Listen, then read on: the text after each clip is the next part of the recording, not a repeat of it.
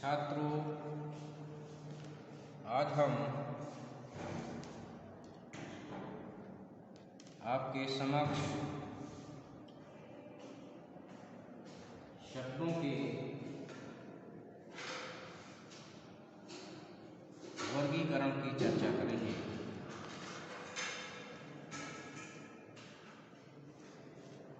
क्योंकि शब्दों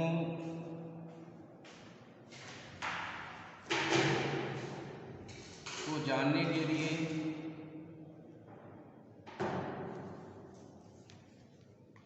उनके वर्गीकरण को जानना और समझना भाषा के विद्यार्थी के लिए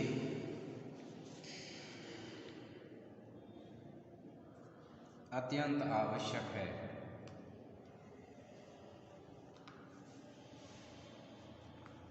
यद्यपि शब्दों के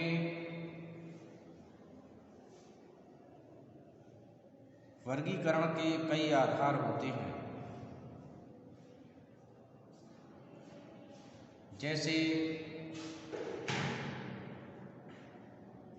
रचना के आधार पर शब्दों का विभाजन,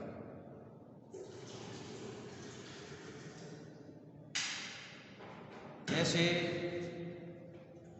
अर्थ के आधार पर शब्दों का विभाजन, जैसे व्याकरण या विकार के आधार पर शब्दों का विभाजन। इसी प्रकार से इन्हीं आधारों में से एक आधार है उद्गम के आधार पर शब्दों का विभाजन, जिसको हम स्रोत के आधार पर शब्दों का विभाजन भी कहते हैं।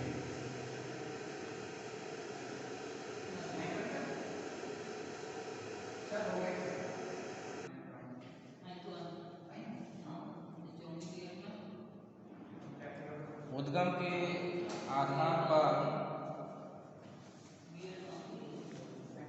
शब्दों का विभाजन अत्यंत महत्वपूर्ण विभाजन है और यह विभाजन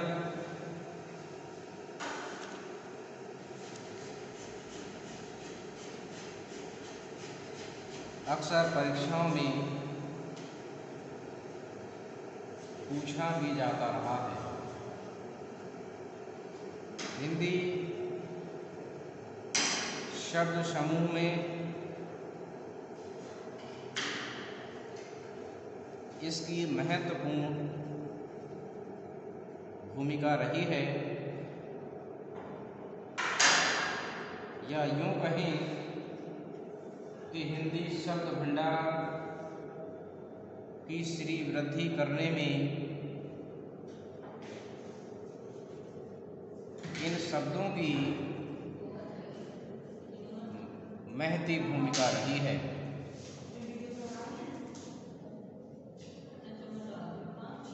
तो उद्गम के आधार पर शब्दों के विभाजन को आज हम समझेंगे कि यह कितने प्रकार के होते हैं और यह किस प्रकार के होते हैं।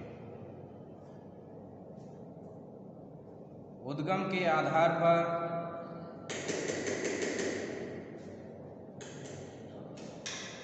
शब्दों को भाषा के विद्वानों ने 4 भागों में विभाजित किया है। नंबर 1 तत्सम शब्द, नंबर 2 तद्भव शब्द, नंबर 3 देशज शब्द तथा नंबर 4 विदेशी शब्द।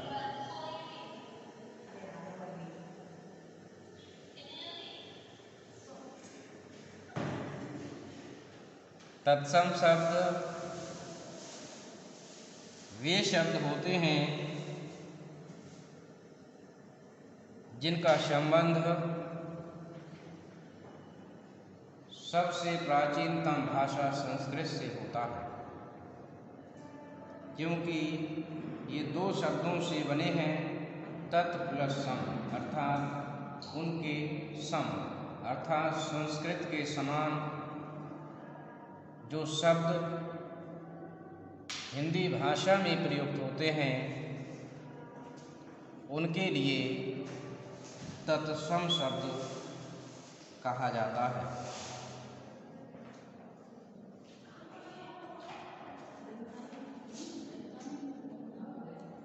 हिंदी भाषा में संस्कृत से आए हुए सभी शब्द जो बिना किसी परिवर्तन के ज्यों के त्यों प्रयुक्त हो रहे हैं तत्सम शब्द कहलाते हैं। जैसे अग्नि, कर्म, चक्र, दुग्ध, धर्म,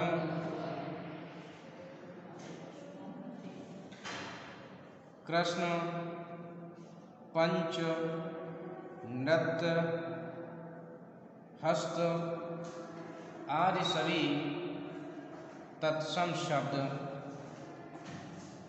कहलाते हैं। इसके बाद तद्भव शब्द आते हैं। तद्भव शब्द दो शब्दों से मिलकर बना है। तद प्लस भव अर्थात उससे उत्पन्न होने वाले अर्थात संस्कृत से बनाए गए शब्द तद्भव शब्द कहलाते हैं।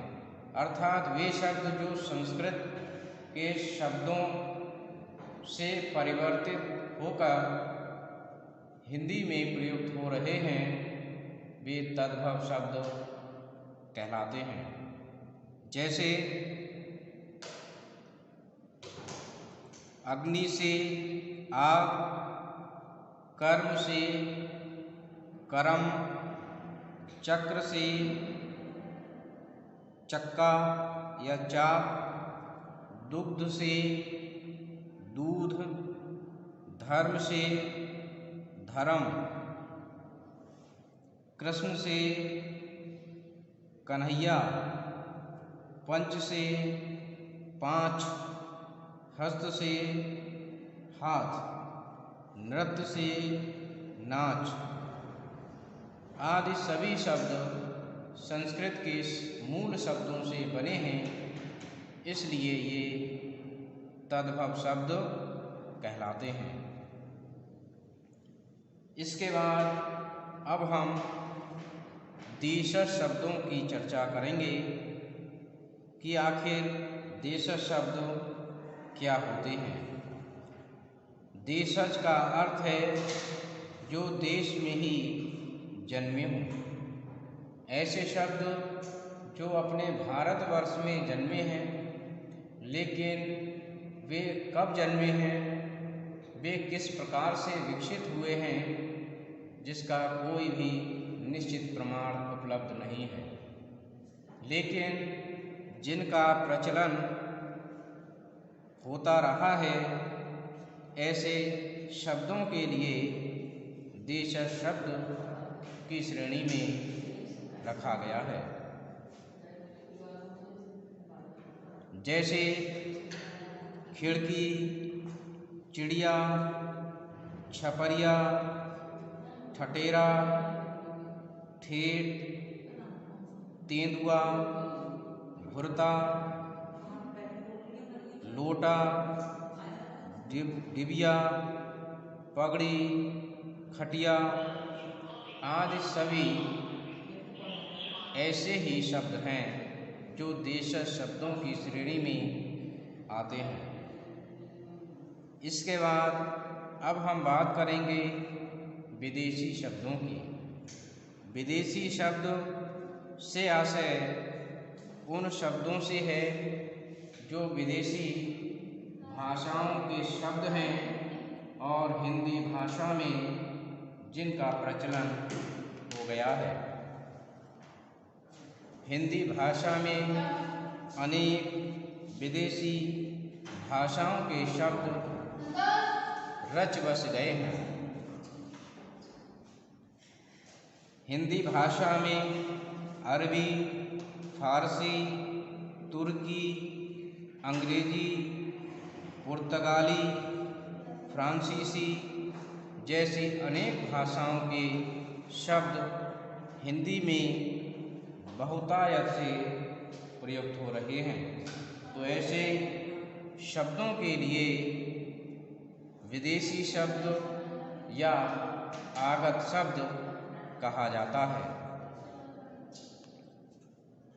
किताब, तनख्वाह, तारीख, मुकदमा, अदालत आदि अरबी के शब्द हैं, तो आदमी, दरोगा, दुकान और चश्मा फारसी के। कैंची, चाकू उर्दू,